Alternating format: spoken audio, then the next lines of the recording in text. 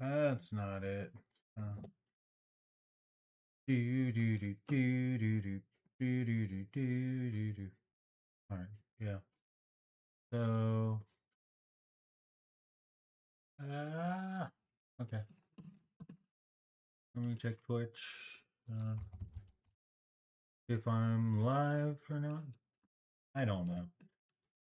I never know nothing. Channel. All right. So last time we were reading Twitch. Well, not Twitch. Ooh. I was checking Twitch to see if I was live, and the echo, it kind of makes me stop. The last time when we were reading Enoch, we got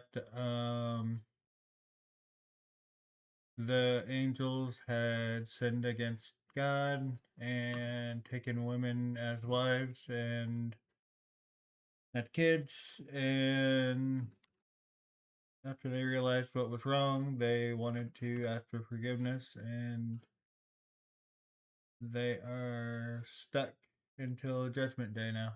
Um, and they're not forgiven. So, I think last time, I was looking at the 70 generations. How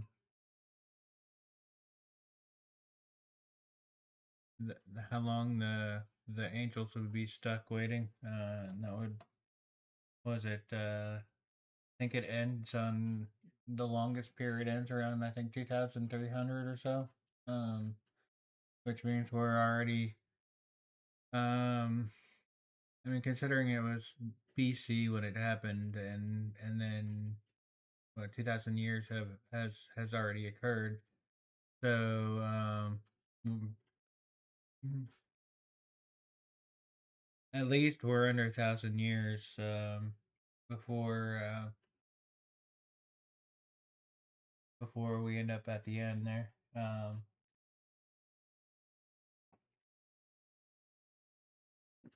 course, assuming generations means the one thing I didn't calculate it for was if the assumption of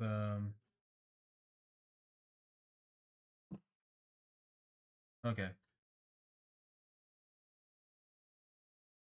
Uh, mm, well, that's Chat GPT.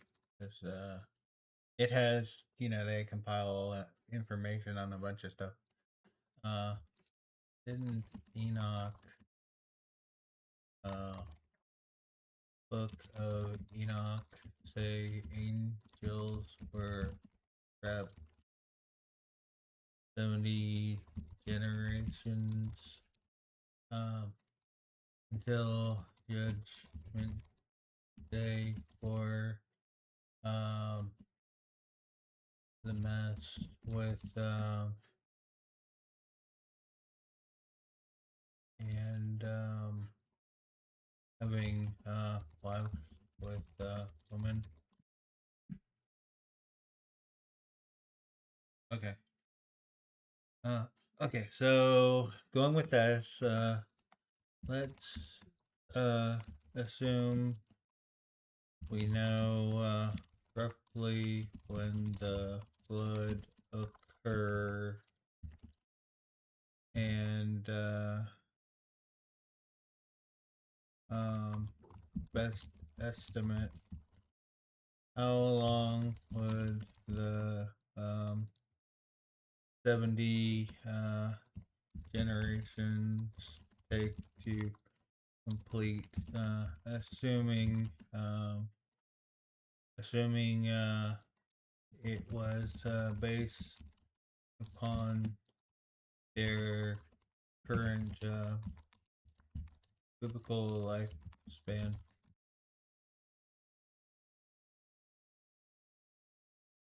Yeah, that's if we deliver assume a generation's response to extraordinary long human life described in Genesis. We can number it. Important caveat is one. Enoch itself does not define a generation as a person's entire lifespan. It simply says watchers are bound for 70 generations until judgment. One biblical life.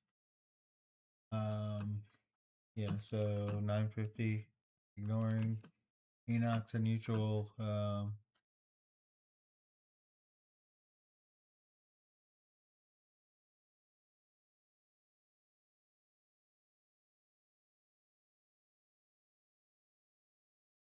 Okay,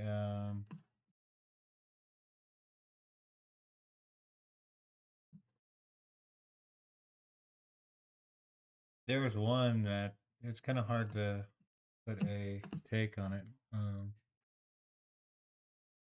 Okay, regular lifespan.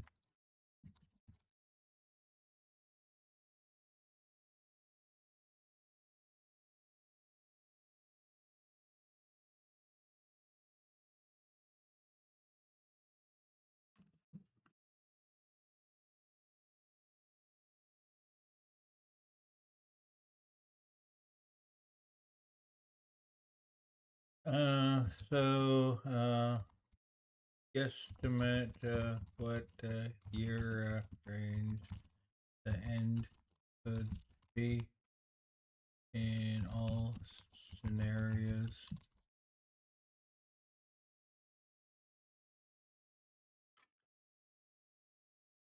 Um, so if 20 years cost that 30 years, 60. If 62 years is a generation, so it couldn't have been 60 years. Um,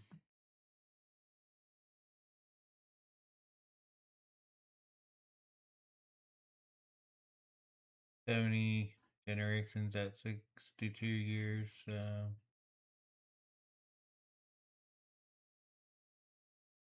Um, okay, what's the count if the estimate is endpoint is at I'm just curious, 2030, 80. 61.9 years, so you need roughly 62 years per generation.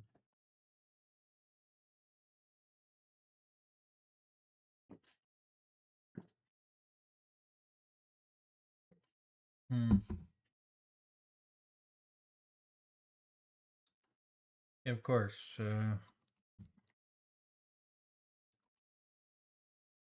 I'm not sure people think about that though. So many generations. Is there more information on it? Hmm. That's it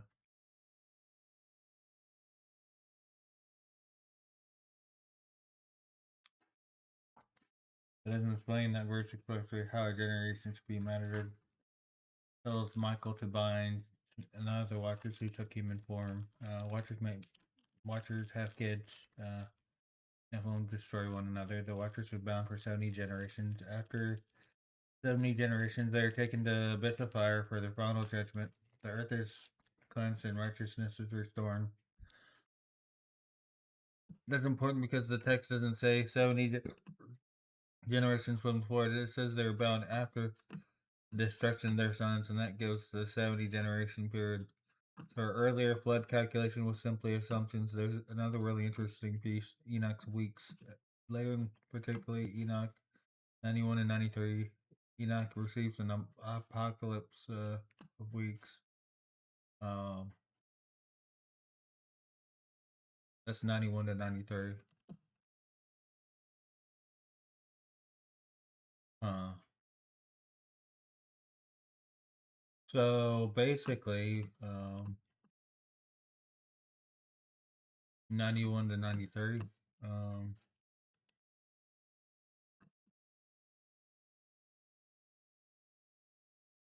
So, I'm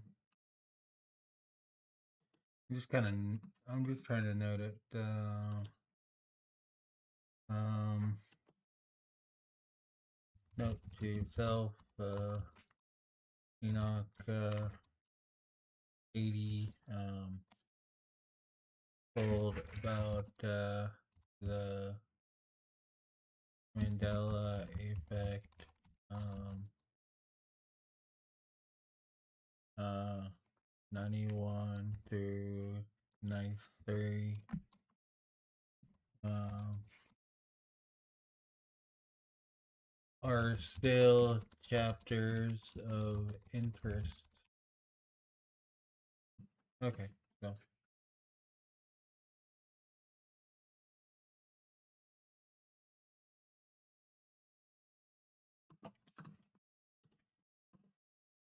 okay, so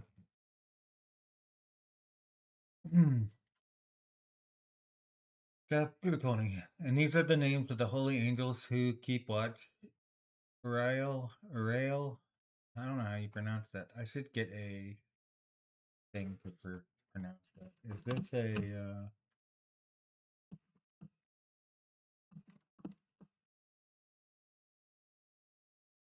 But I don't want to use AI on that one.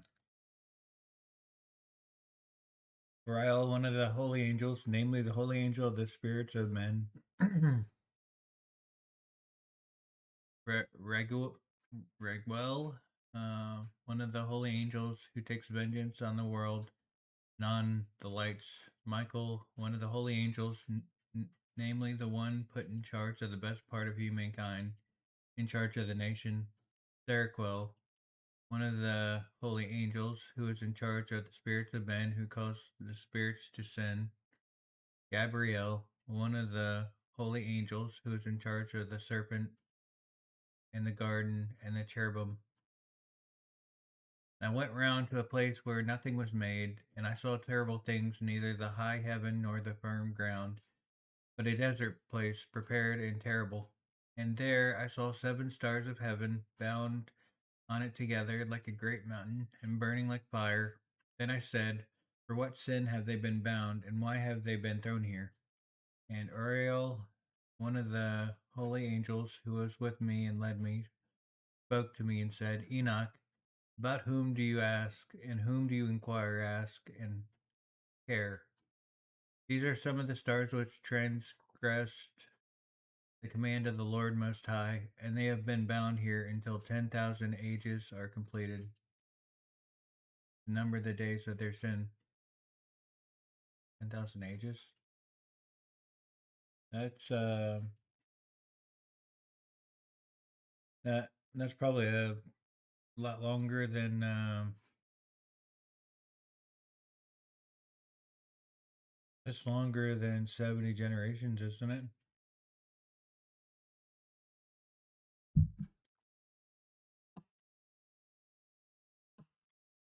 Let's see. Chapter 21. How long is 10,000 ages? Because it's weird.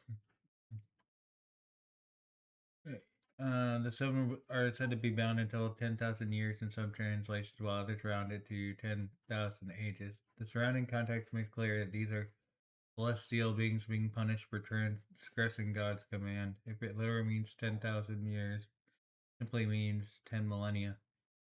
If their punishment began around the flood, that would put the completion around 2,300 plus 10,000 years equals 7,700 AD. But that one, with the Mandela effect and other stuff, it wouldn't put us during current time, though. Age is not necessarily years. The understanding textual tradition not perfectly uniform. One translation says 10,000 years, while another says 10,000 ages, and the number of the days of their sins. Notice what happens immediately after in 21. The place where the angels are imprisoned is described as a place where they will be held forever. So when Enoch 21 appears to distinguish between 10,000 year ages, completion of a particular sentence, and a fiery prison, eternal imprisonment.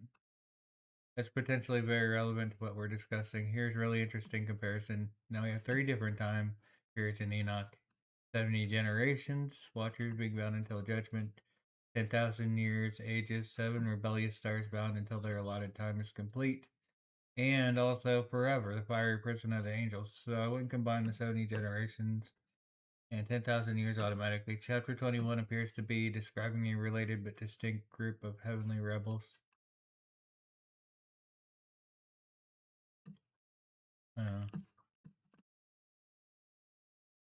I think there's something we're missing. Um, we're missing something there between.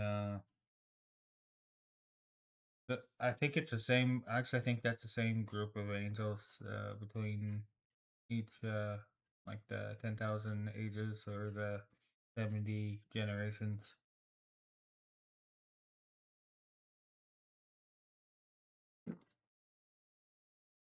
Either the Mandela effect changed something, or we got something wrong over the years. Between when the testimony was first written and now.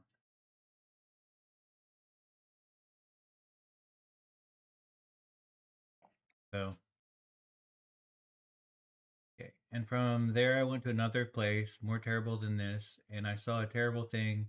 There was a great fire there which burnt and blazed, and the place had a cleft reaching into the abyss, full of great pillars of fire, which were made to fall. Neither its extent nor its size could I see, nor could I see its source. Then I said, "How terrible this place is, and how painful to look at." Then Uriel, one of the holy angels who was with me, answered me. He answered me and said to me, "Enoch, why do you have such fear and terror because of this terrible place, and before this pain?" And he said to me, "This place is the prison of the angels, where they will be held forever." And forever is two words now instead of one. And from there I went to another place, and he showed me in the west a large and high mountain, and a hard rock, and four beautiful places. And inside it was deep, wide, and very smooth. How smooth is that which rolls, and deep and dark to look at. Then Raphael, one of the holy angels who was with me, answered me and said to me, "These beautiful places are there so that the spirits, the souls of the dead, might be gathered into them. For them they were created, so that here they might gather the souls of the sons of men. And these places they made where they will keep them until the day of judgment, until their appointed time, and that appointed time will be long, until the great judgment comes upon them. And I saw the spirits of the sons of men who were dead, and their voices reached heaven and complained. Then I asked Raphael the angel who was with me, and said to him, Whose is whose is this spirit whose voice thus reaches heaven and complains? And he answered me and said to me, saying, This spirit is the one that came out of Abel, whom Cain his brother killed. And he was complaining about him until his offspring are destroyed from the face of the earth. And from amongst the offspring of men, his offspring perish. Then I asked about him and about judgment on all, and I said, Why is one separated from another? And he answered me and said to me, These three places were made in order that they might separate the spirits of the dead, and thus the souls of the righteous have been separated. This is the spring of water, and on it the light. So it's like the, um, you know, separation between the wheats and the tares. So at that point, they've already been gathered up together, either to be put in the storehouse or to be burned. They haven't necessarily been judged yet completely, but yeah, the waiting area is a good indicator. Hmm.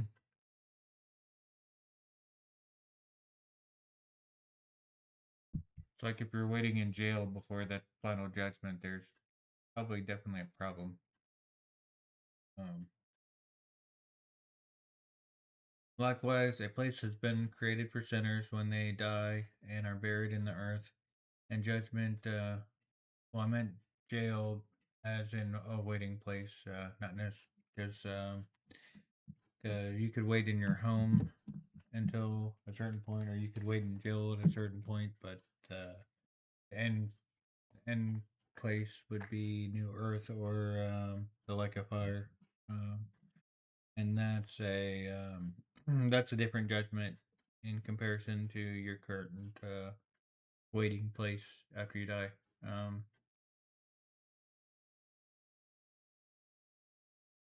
you know, kind of interesting. Some of them, I was taught that you were in some sort of soul sleep, like you just rested until the day of judgment. Towards the end of judgment, Jesus returns, and those dead rise first, and you know the people still alive rise up afterwards. You know, forever will be with Jesus and God after that point. But there's a comparison to that. Well, I mean, there's that, which um, you know, um, there's an equal amount of usage in the KJV between saying someone was asleep, meaning dead, and cases like here in Enoch where it says that they're separated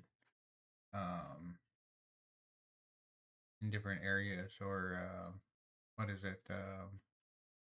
People crying out for water, asking for someone to tell their brothers, warning them to make better decisions in life so they don't end up where I'm at. Um, or in Revelations where it's talking about um, the people waiting for to be avenged, or for tribulations to finish playing out. Um, the the tribulation um, saints that were taken out, I'd say. I'm just trying to word that the best, a certain way, I guess. Where's my mouse? Okay. These replay, and on it likewise, the place has been created for sinners when they die and are buried in the earth, and judgment has not come upon them during their life. And here their souls will be separated for this great torment until the great day of judgment and punishment and torment for those who curse forever, and a vengeance and a vengeance on their souls. And there he will bind them forever. Verily, he is from the beginning of the world. And thus the place has been separated for the souls of those who complain, and give information about their destruction, about when they were killed in the days of the sinners. Thus the place has been created for the souls of men who are not righteous, but sinners, accomplished in wrongdoing, and with the wrongdoers will be their lot. But their souls will not be killed on the day of judgment, nor will they rise from here. And I blessed the Lord of glory, and said, Blessed be my Lord, the Lord of glory and righteousness, who rules everything forever. See? Forever being one word. So Mandela is kind of picky there about what gets changed and what doesn't. And from there I went to another place towards the west, to the ends of the earth, and I saw fire that burnt and ran without resting or ceasing from running, by day or by night, but continued in exactly the same way. And I asked, saying, What is this which has no rest? Then Raguel, one of the holy angels who was with me, answered me and said to me, This burning fire, whose course you saw towards the west, is the fire of all the lights of heaven. I still don't know. Don't have an idea what that is. Lights of heaven.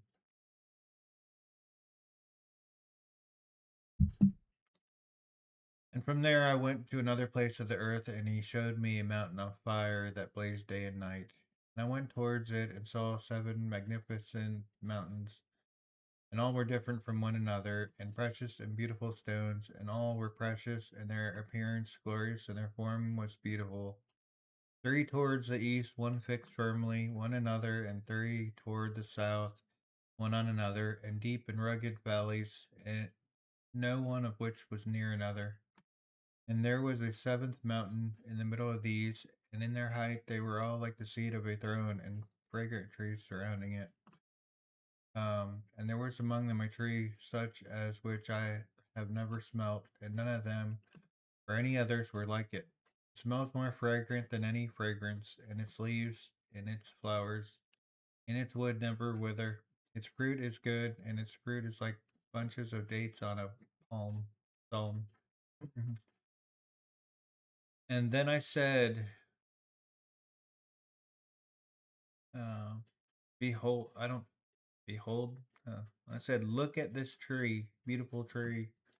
Um, I don't know. Uh, I stumble when I see behold now. It's increased so much. This beautiful tree, beautiful to look at, and pleasant are its leaves, and its fragrant, and its fruit very delightful in appearance. And then Michael, one of the holy and honored angels, who was with me and was in charge of them,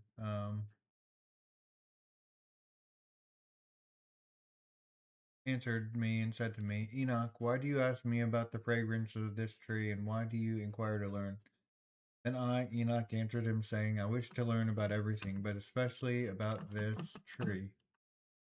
And he answered me, saying, This high mountain which you saw was summit, whose summit is like the throne of the Lord, is the throne where the holy and great one, the Lord of glory, the eternal King, will sit when he comes down to visit the earth for good.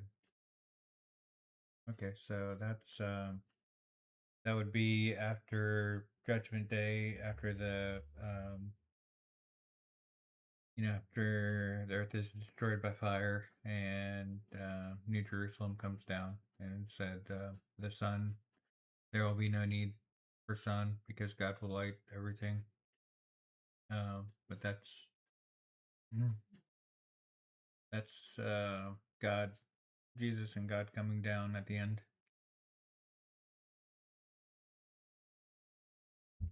So the high mountain, would that technically be New Jerusalem that they're looking at? Maybe he's looking at like a high, big object and couldn't tell what it was really. Maybe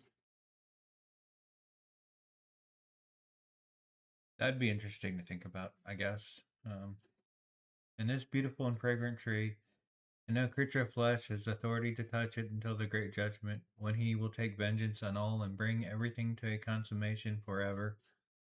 This will be given to the righteous and the humble. From its fruit, life will be given to the chosen. Towards the north, it will be planted in a holy place, by the house of the Lord, the eternal King. Then they will rejoice with joy and be glad in the holy place. They will each draw the fragrance of it into their bones.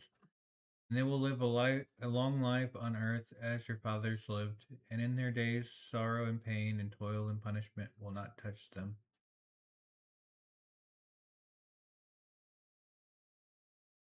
Um, if there's no like death or anything, I guess that could be considered. Because considering a long lifespan, some of them close were like the sons of or the offspring of Adam and Eve. I think because yeah, considering how long they lived. So if you go by the assumption of Adam and Eve having kids, because of the verse where it described that Eve will now be in pain giving childbirth. So before that, she did not give pain, did not have pain. So if that was the case, how many kids did Eve have while in the Garden of Eden? Um, so that could have occurred and wasn't mentioned. So then you have Cain, who he was marked so that he wouldn't be killed. So then you, um, going by assumption, when he left alone. So the only person he could have, the people that he may have been referring to is other and other offspring of Adam and Eve that were in the garden before but are not and are located elsewhere. So um, you know, Adam and Eve were told to um, you know, fill the earth. So they had kids and had kids and um, Adam was told to tend to the garden. But did that extend to like the offspring? Did you know if there was offspring there, did they leave the Garden of Eden to live out elsewhere? Scriptures doesn't tell us.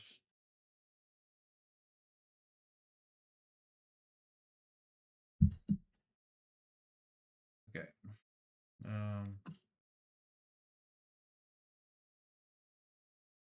then I bless the Lord of glory, the eternal King, because he has prepared such things for righteous men, and has created such things and said that they are to be given to them. And from there I went to the middle of the earth and saw a blessed, well watered place which had branches which remained alive and sprouted from a tree which had been cut down. And there I saw a holy mountain. Under the mountain to the east of it there was water, and it flowed towards the south.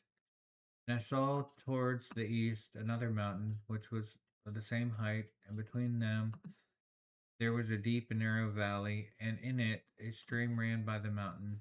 And to the west of this one was another mountain, which was lower than it was, and not high, and under it there was a valley between them. It's confusing me with all these places. And there was other deep and dry valleys at the end of the three mountains. And all the valleys were deep and narrow of hard rock, and trees were planted on them. And I was amazed at the rock, and I was amazed at the valley, and I was very much amazed. And then I said, what is the purpose of this blessed land, which is completely full of trees, and of this accursed valley in the middle of them? Then Raphael, one of the holy angels who was with me, answered me and said to me, this accursed valley is for those who are cursed forever, um, forever being separated right there. That's symbolic in its own right, but yeah, this could be one word again. Um, Here will be gathered together all who speak with their mouths against the Lord, words that are not fitting, and say hard things about his glory. Here they will gather them together, and here will be their place of judgment. Is that like the valley of judgment or something of judgment there? Of decisions. I forgot what it's called. And in the last days there will be this spectacle of the righteous judgment upon them, in front of the righteous forever. Now it's one word. Okay. For here the merciful will bless the Lord of glory, the eternal King. And in the days of the judgment on them they will bless him on account of his mercy, according as he has assigned to them their lot. And I myself blessed the Lord of glory. I addressed him, and I remembered his majesty as was fitting. And from there I went towards the east to the middle of the mountain of the wilderness, and I saw only desert. But it was full of trees from this seed, and water gushed out of over it from above. The torrent, which flowed towards the northwest, seemed copious, and from all sides there went up spray and mist. And I went to another place, away from the wilderness. I came near to the east of this mountain, and there I saw trees of judgment, especially vessels of the fragrance of incense and myrrh. And the trees were not alike. Huh. Incense and myrrh. Um, I don't know. I kind of remember the judgment. I kind of think of the incenses and stuff in that's written in Revelations, but I don't know. I don't necessarily understand trees of judgment either. Or um, I'm not as well read on stuff like this, but I can talk and speculate when I think about it. You know, we all do, really. Like, well, what is this? And all we can do is think about it, pray about it, ask God to grant us understanding. Maybe He will answer. Maybe it's not the right time, or maybe we're not meant to know. So I don't know. And above it, above these, above the mountains of the east, and not far away, I saw another place, valleys of water, like that which does not fail. And I saw a beautiful tree, and its fragrance was that of the mastic. By the banks of these valleys, I saw fragrant cinnamon. Beyond these valleys, I came towards the east. And I saw another mountain on which there was trees, and there flowed out water, and there flowed out from it, as it were, a nectar whose name is Drax and Galbanum. And beyond this mountain, I saw another mountain, and on it were aloe trees, and those trees were full of a fruit, which is like an almond and is hard. And they take this fruit, for it is better than any fragrance. And after this fragrances to the north, as I looked over the mountains, I saw 7 mountains full of fine nard and fragrant trees of cinnamon and pepper. Trees of pepper? These are very strange trees. And from there I went over the summits of these mountains, far away to the east, and I went over the Red Sea. So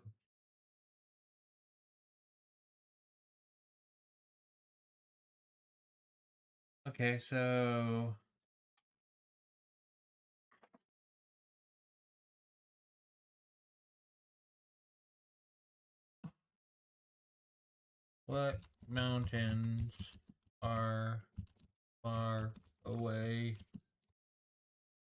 west from the Red Sea?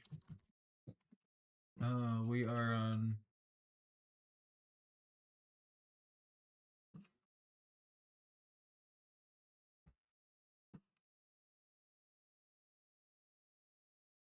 Enoch 32.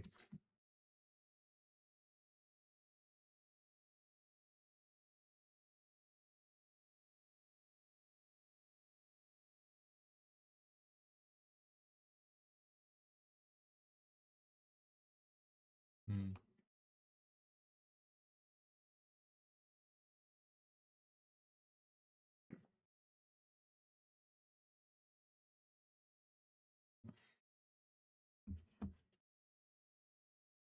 Hmm. If we're trying to map Enoch's description into real geography, there are a few possibilities, but we can't confidently identify them. The important clues are at sea. If Enoch's imagined geography is oriented from the Lawrence Mesopotamian world, traveling eastward across the Red Sea points toward western Arabia. That makes mountain ranges such as Hejaz Mountains, western Saudi Arabia, Asir Mountains, southwestern Saudi Arabia, potentially the mountains of Yemen, reasonable geographic candidates. But there's a complication. Text is describing a cosmological geography, not necessarily a normal travel itinerary. The author talks about the ends of the earth. Um,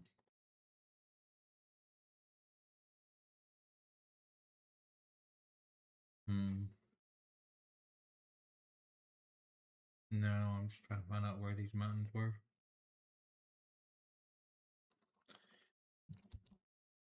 If I far away west, um, could it be located on another continent?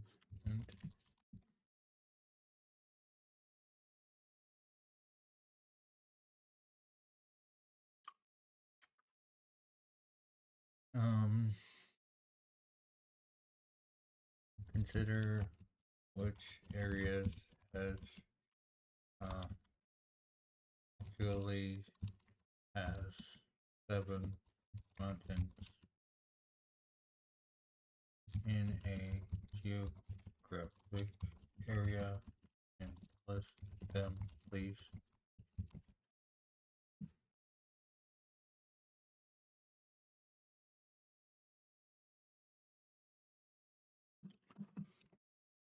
Mm. Yeah. Okay. Mecca surrounding mountains. 7 mountains. Okay, and then Ethiopian highlands, many mountain clusters, but not a famous fix. 7. Traditionally 7 hills. Uganda, Jerusalem, Israel. Traditionally 7 hills, mountains.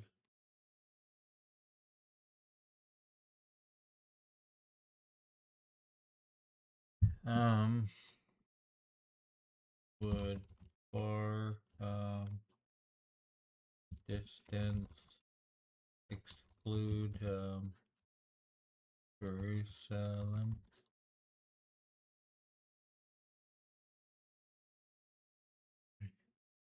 Um, what about North or South America or even Canada?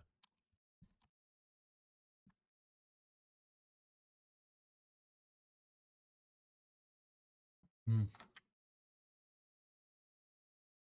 Enoch looked north over the mountains and sees 7 mountains, then goes over the summit far to the east that passes over the Ethiopian Red Sea and continues to the Garden of Righteousness. So the question isn't merely does America have 7 mountains, it's whether a candidate can satisfy all the clues. Um,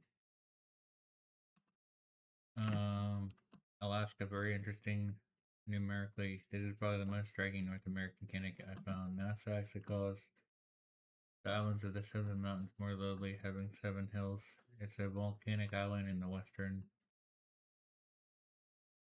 This is unusually strong match to the literal phrase 7 mountains, but the geographically it has a major problem. It's extremely far north and west, nowhere near the Red Sea. Well, it did say far away. I'm just hypothetically. Um,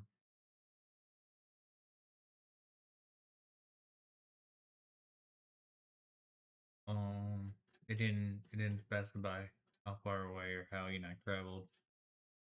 Because if Enoch could be taken away into the heavens or anything else, then Enoch could have went anywhere.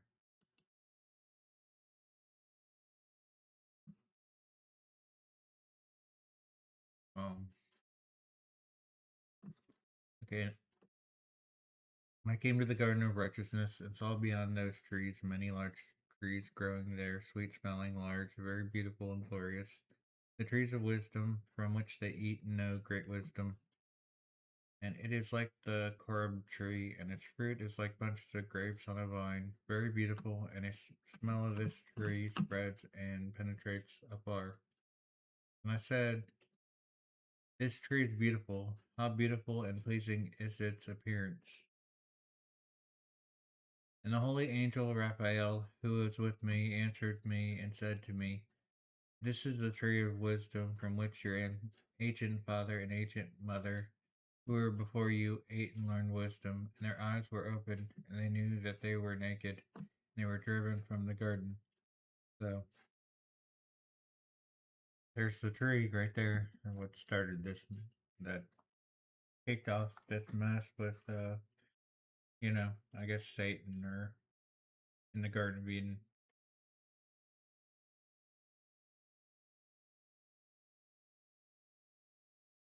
So it doesn't really talk too much about. I'd like to know more about the surrounding area since that place is directly in the Garden of Eden, unless the tree is moved, you know. From there, I went to the ends of the earth, and I saw there large animals, each different from the other, and also birds which differed in form, beauty, and call, each different from the other. And to the east of these animals, I saw the ends of the earth on which heaven rests, and the open gates of heaven. And I saw how the stars of heaven come out, and counted the gates out in which they come, and wrote down all their outlets, for each one individually. according to their number, and their names according to their constellations, their positions, their times, and their months. As the angel Uriel, who was with me, showed me. And he showed me everything and wrote it down, and also their names he wrote down for me, and their laws and their functions. I apologize if I don't know their names properly.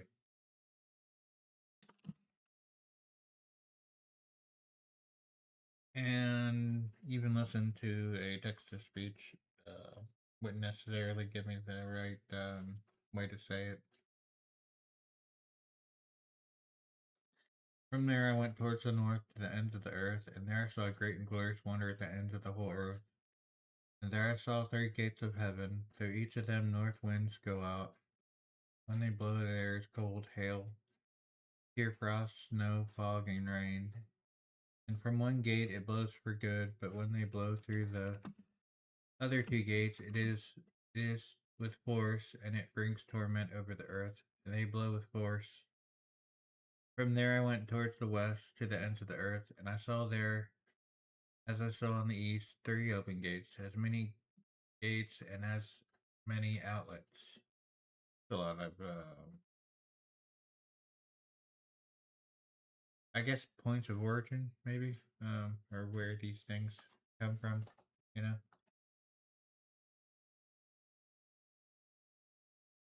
And from there I went towards the south to the ends of the earth, and there I saw three gates of heaven open, and the south wind, the mist, and the rain and wind came out from there.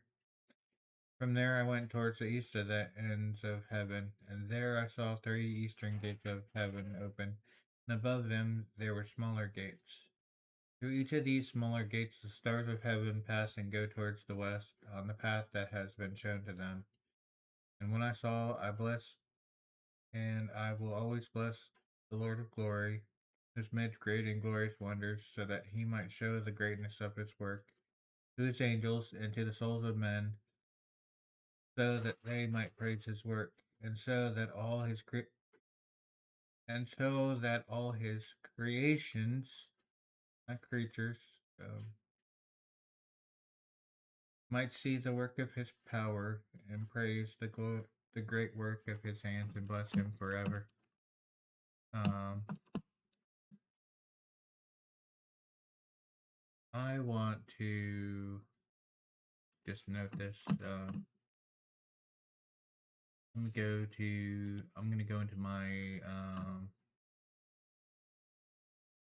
Bible app here real quick.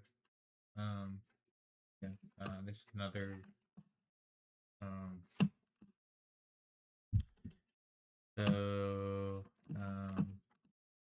we'll just go here just for a second. Um, and then we're gonna look up feature. Actually, let me see if I have that. It's through the Mandela effect. Scriptures that had once said God's creation or creations has been changed to creatures. So it's like some ungodly um, um, monstrosity creature in comparison to creation, which God lovingly made. At least that's how I see it. Um,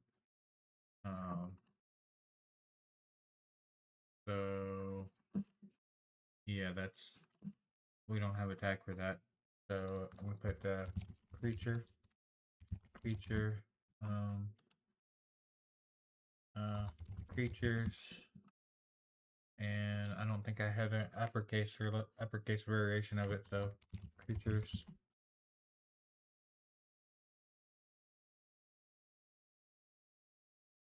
and excuse me, and creature. Okay, so there's the tag. So there's 37 verses, and then I have the 3 variants. Um, um, the every moving creation that has life. Of course, this one foul needs to be birds. It's foul as a Mandela effect. every fourth living creations. Well, there's creations. Let's get away from. Let's go to New Testament too. And he said unto them, "Go into the world and preach the gospel to all creation." Um, why does it say every creature there? Because that should not be in Mark either. Which who changed the truth of God into a lie and worship and serve the creation more than the Creator? See, their creature is wrong. This did not used to be in the KJV, but it currently is. It's also in your old printed Bible.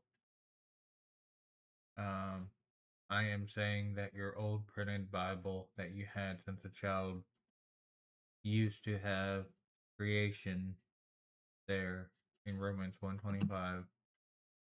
Your printed Bible, your KJV. I'm not sure about other versions of the Bible, but I know the KJV used to say creation.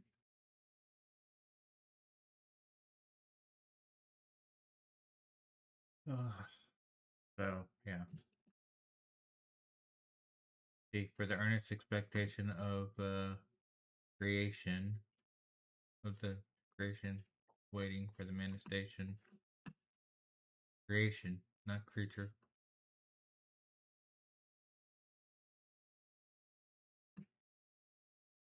Hmm.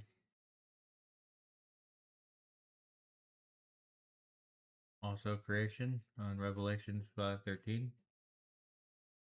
Uh, this one I think may have been animals or something like that. The third part of the but it wasn't creatures because that more deals with um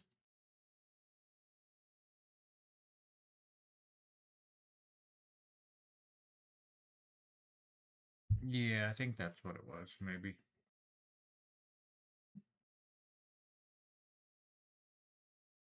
'Cause I don't think it's specified like in people and sea there.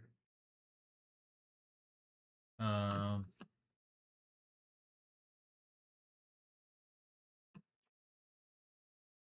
okay, so wonders told the men so that my praise his work so that all his creatures is there.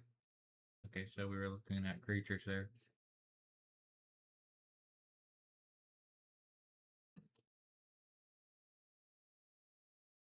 Um we are going to we're gonna stop at 40. So we've got this part. Um uh, um I should probably just do this in sets of 20, but yeah, that's creature versus creation. Um hmm. The second vision that he saw, the vision of wisdom, which Enoch, the son of Jared, the son of Malalel, the son of Canaan, the son of Enosh, son of Seth, the son of Adam. So, um, sounds more of like parts of scriptures that I skipped. Someone who begot someone who begot someone who begot someone who begot someone. It's like I don't know these names. I'm not going to know these people, not specifically because I can't go up and talk to them. I just understand it, stood it as seeing a line of lineage, you know. Um, okay.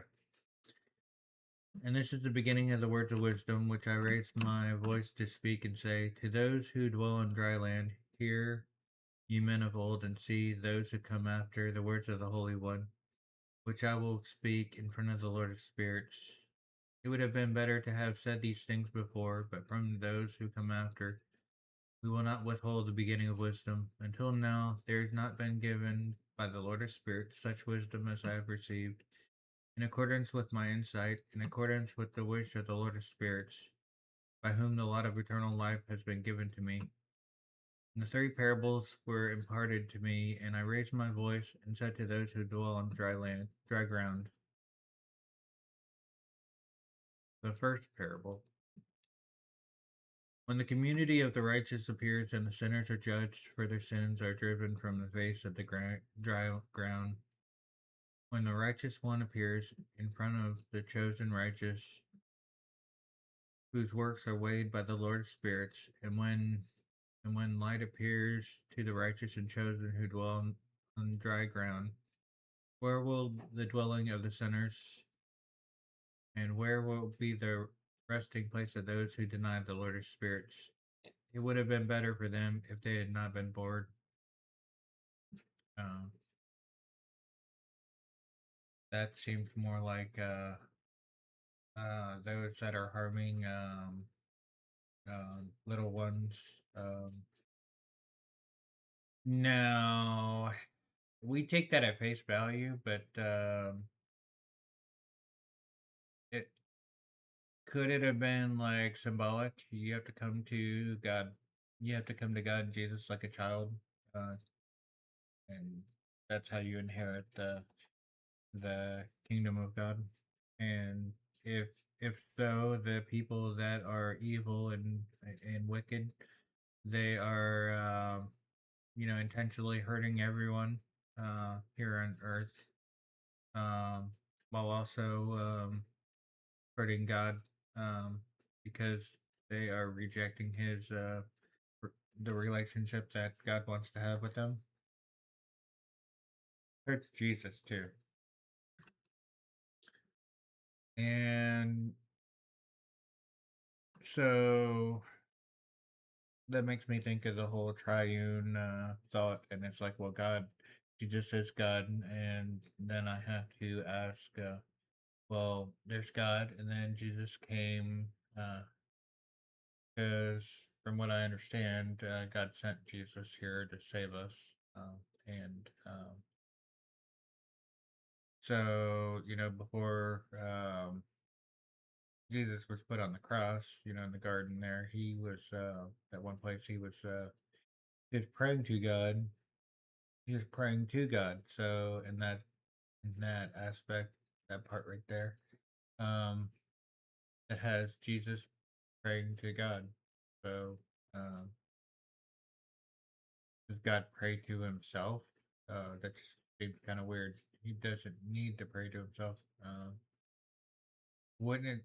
If it was just Jesus talking to himself, would he just be contemplating or thinking on things, or you know, not just if you're praying, you're actively praying to to God, you know.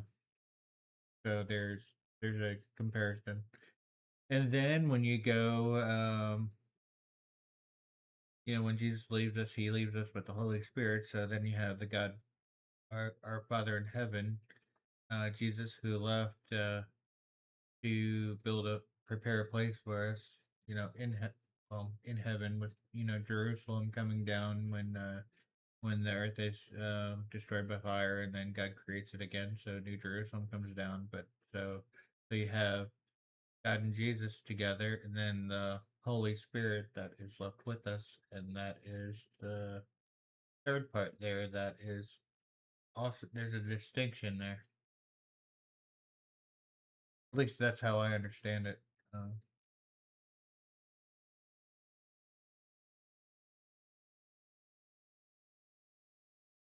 Okay, and when the secrets of the righteous are revealed, the sinners will be judged, and the impious driven from the presence of the righteous and the chosen. And from then on, those who possess the earth will not be mighty and exalted, nor will they be able to look at the face of the holy ones, for the light of the Lord of the spirits will have appeared on the face of the holy, the righteous, and the chosen.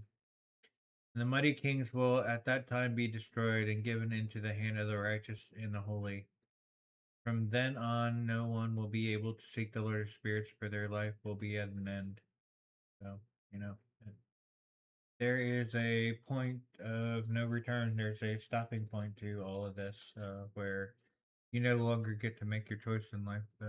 That and then you have Judgment Day, and that decides your fate, whether it be with God for eternity or it be in the lake of fire. So, that's but yeah, no one will be able to seek the Lord of God at that point. Their life will be at an end. Their life certainly here. We can speculate on how the lake of fire plays out, but we'll never know 100% for certain.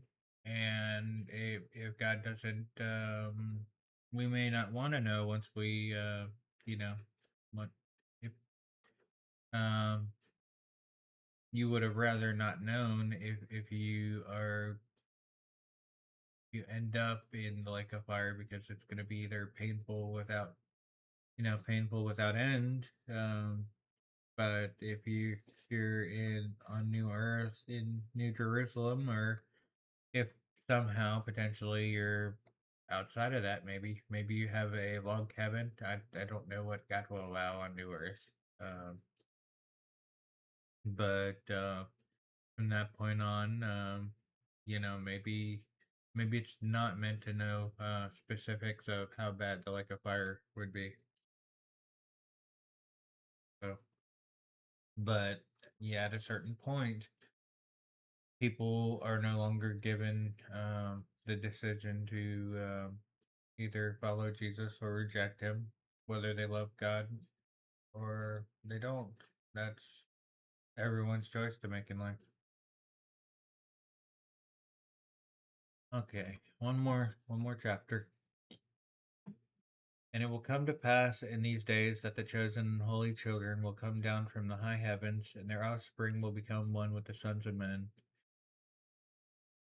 And in those days Enoch received books of indignation and anger, and books of tumult and confusion. And there will be no mercy for them, says the Lord of spirits. And at that time clouds and a storm wind carried me off from the face of the earth and set me down at the end of heaven. And there I saw another vision, the dwelling of the righteous and the resting places of the holy. There my eyes saw their dwelling with the angels, and their resting places with the holy ones. And they were petitioning and supplicating and praying on behalf of the sons of men. And righteousness like water flowed in front of them, and mercy like dew on the ground. Thus it is among them forever and ever. And in those days my eyes saw the place of the chosen ones of righteousness and faith. And there will be righteousness in their days, and the righteous and chosen will be without number in front of him forever and ever.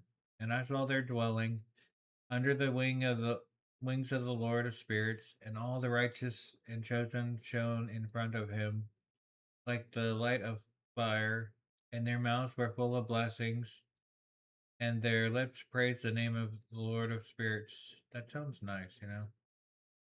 And righteousness will not fail in front of him, and truth will not fail in front of him. There I wished to dwell, and my soul longed for the dwelling. There had my lot been assigned before, for thus it was decided about me in front of the Lord of spirits. And in those days I praised and exalted the name of the Lord of spirits with blessing and praise, for he has destined me for blessing and praise, in accordance with the Lord of spirits. And for a long time my eyes looked at that place, and I blessed him and praised him, saying, Blessed is he, and may he be blessed from the beginning and forever. Forever being broken there, which could be one word. And in his presence there was no end. He knew before the world was created what the world would be, even for all the generations that are to come. Those who do not sleep bless you, and they stand before your glory. Bless and praise and exalt, saying, Holy, holy, holy, Lord of spirits, he fills the earth with spirits. I think right here where it says those who do not sleep, that goes with my understanding, meaning people who are alive and aren't dead. And there my eyes saw all those who do not sleep standing in front of him and blessing and saying, Blessed are you, blessed is the name of the Lord forever, broken again and ever. My faith was transformed until I was unable to see. Um, I don't know, cause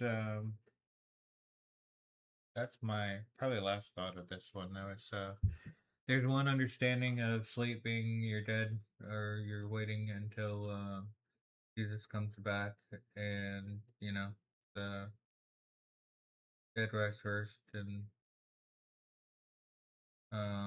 but sleep meaning dead doesn't necessarily mean that you're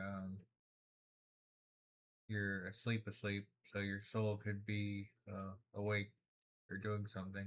I have no idea. Um, some people suggest Sheol or Sheol or however you pronounce it.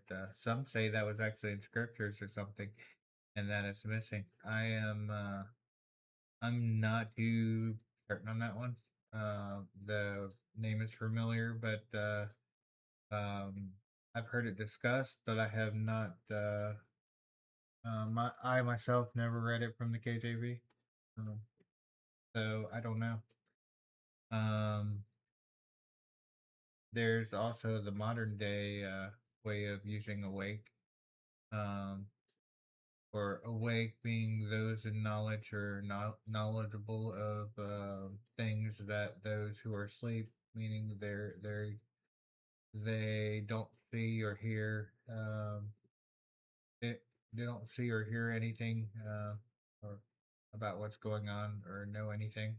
So, sleep toward the world. Are you awake? Do you know what's going on? That sort of thing. So,